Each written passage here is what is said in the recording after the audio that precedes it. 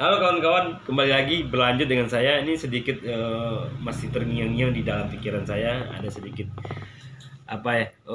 bagaimana cara atau manfaat apa yang bisa kita ambil dari UMKM berbentuk sebuah wisata. Misalnya, yang pertama, ketika tempat wisata itu kita sudah ada, kita bangun, kita kelola, kita konsep dengan ide, gagasan kita, edukasi dengan bentuk-bentuk tempat duduknya bagus-bagus, tempat spotnya indah-indah kita bikin, ada arena yang bisa kita lewatkan dengan secara adrenalin orang, kayak kayak jembatan terlayang atau jembatan gantung, kayak ya edukasi wisata. Nah, yang pertama, ketika itu sudah ada, yang kedua kita menyiapkan apa yang bisa kita jual. Tentu kita jual dulu di sana. Yang pertama yang dibutuhkan orang apa? Untuk minum itu pasti dibutuhkan orang. Ya, air stok kita jual. Dari penjualan air kita dapat income. Pasti kita dapat keuntungan. Walaupun sedikit, tapi ketika setiap orang akan kemungkinan beli air. Ya, itu yang pertama. Yang kedua, tentu makanannya kita sediakan apa kebutuhan perut, makanan kenyang, makanan relax, makanan ya kita sediakan aja yang memungkinkan. Lalu itu baru orang belanja. Akankah tempat kita bayar tempat masuknya? Itu boleh-boleh saja.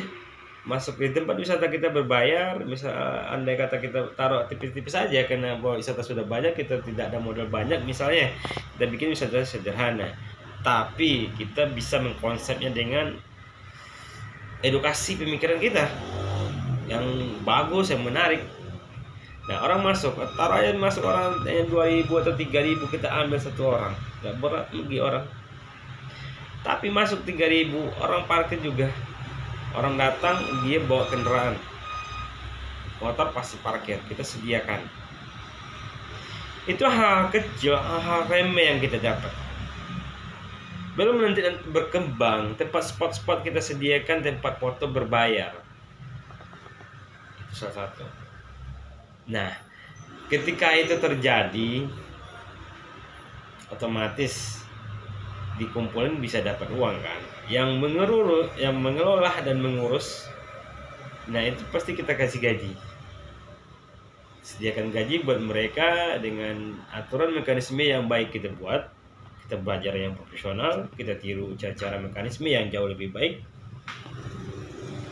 Nah, ketika mereka dapat uang, mereka digaji, manfaat lagi kemana larinya? Mereka belanja. Mereka mempergunakan uang itu untuk belanja di wilayahnya. Pertama, makan, rokok, kayak karyawan ya, mesti dia anak muda misalnya kita taruh di wisata, dia kita gaji, kita settingkan dia kerja yang profesional. Dia duduk di warung lagi istirahat dia pasti belanja di warung. Warung siapa? Warung warga setempat kita.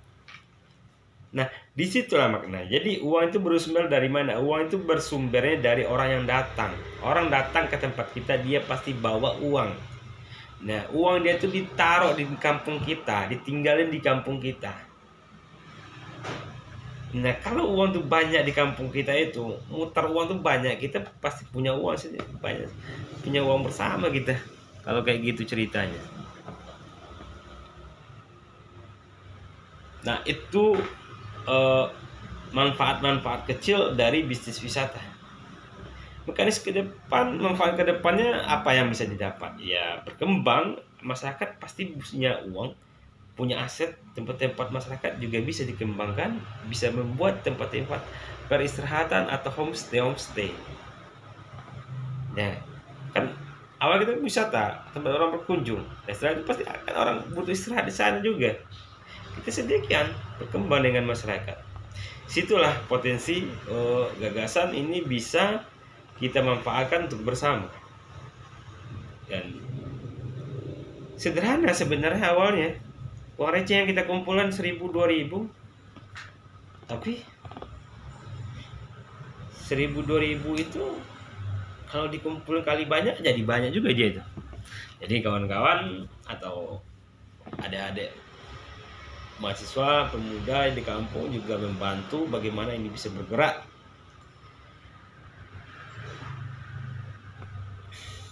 Nah, untuk itu kita kembali ke video saya sebelumnya. Untuk ini tercipta, diawali lah dulu dengan dialog diskusi. Cetuskan tuh. Dan tunjuk siapa pelaksana, tunjuk siapa yang mengelola, dan suruh yang mengelola bikin kajian. Seperti itu aja, sederhana. Oke kawan-kawan, salam sukses. Semoga ini sampai atau bisa diterima atau bermanfaat buat kita mencari solusi. Nah, buat kawan-kawan jika ada yang ingin berpendapat, boleh dibantu komentar atau mempercantik atau memperindah pendapat saya. Boleh juga ditambah sarannya. Dan jangan lupa di like, komen, serta di share. Dan jangan lupa di subscribe video saya, YouTube saya. Terima kasih buat teman-teman yang sudah menyaksikan. Assalamualaikum warahmatullahi wabarakatuh.